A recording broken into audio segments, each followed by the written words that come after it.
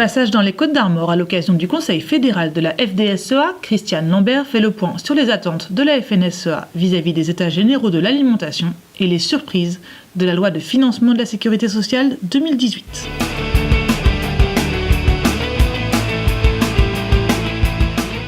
Les États généraux sont un grand chantier du mandat de M. Macron. Nous avions souhaité qu'ils puissent se tenir pour poser la question du prix des produits agricoles et des revenus des agriculteurs. La phase 1 s'est clôturée le 11 octobre avec l'annonce d'une loi qui traitera des relations commerciales, mais qui est annoncée seulement pour le premier semestre 2018. Donc dans l'intervalle, il y avait un creux. Voilà pourquoi nous avons poussé pour avoir une charte d'engagement de tous les acteurs, qu'ils soient autour de la table, que ce soit les représentants des producteurs que nous sommes, les industriels, mais aussi les distributeurs.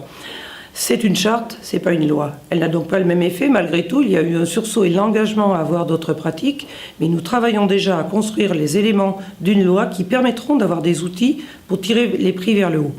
La contractualisation en prenant en compte les coûts de production, le contrat de deuxième niveau pour intégrer les hausses de prix, l'encadrement des promotions, les sanctions pour les prix abusivement bas, et puis le recadrage du seuil de revente à perte qui pour l'instant est totalement dévoyé.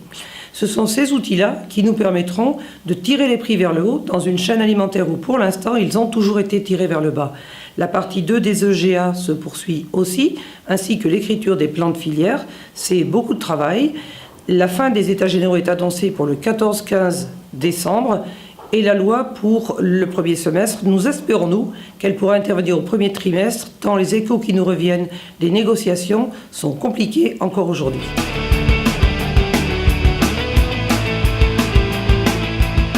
Dans les plans de filière, il s'agit surtout de définir à moyen terme qu'est-ce qui est proposé pour tirer vers le haut l'ensemble des prix pour les producteurs, pour les industriels également, et bien sûr inciter les consommateurs à comprendre que pour manger français, pour avoir des produits d'origine tracés, intégrant le sanitaire, l'environnement, le bien-être animal, ça a un prix et qu'on ne peut pas produire toujours moins cher si on veut en même temps une qualité et une agriculture qui rend toutes les fonctions qu'elle rend aujourd'hui sur les territoires.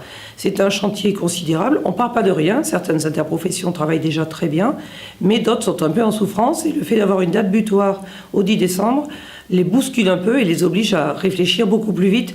Mais le dialogue interprofessionnel doit prévaloir, on ne peut pas toujours compter sur l'État, ce sont les acteurs entre eux qui doivent se mettre d'accord.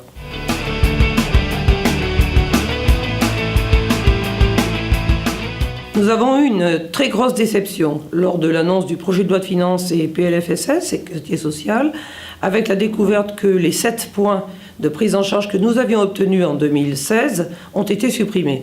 M. Valls l'avait annoncé, avait dit que ce serait une mesure pérenne, et ce gouvernement-là, pour restriction budgétaire, le supprime. C'est pas normal du tout, c'est une mesure de mise en compétitivité de l'agriculture qui avait été accordée pour nous mettre au même niveau que les pays du nord de l'Europe notamment, et d'un coup d'un seul, elle est rayée de la carte. Donc nous avons protesté auprès du ministre de l'Agriculture, à Bercy, auprès du Premier ministre et du Président de la République. Les sénateurs nous ont entendus et ont déposé un amendement qui a permis de le réintroduire. Mais nous menons la bataille désormais vis-à-vis des députés. La question est budgétaire, nous le voyons, mais ce n'est pas normal que notre pays fasse le yo-yo en permanence avec des décisions comme ça.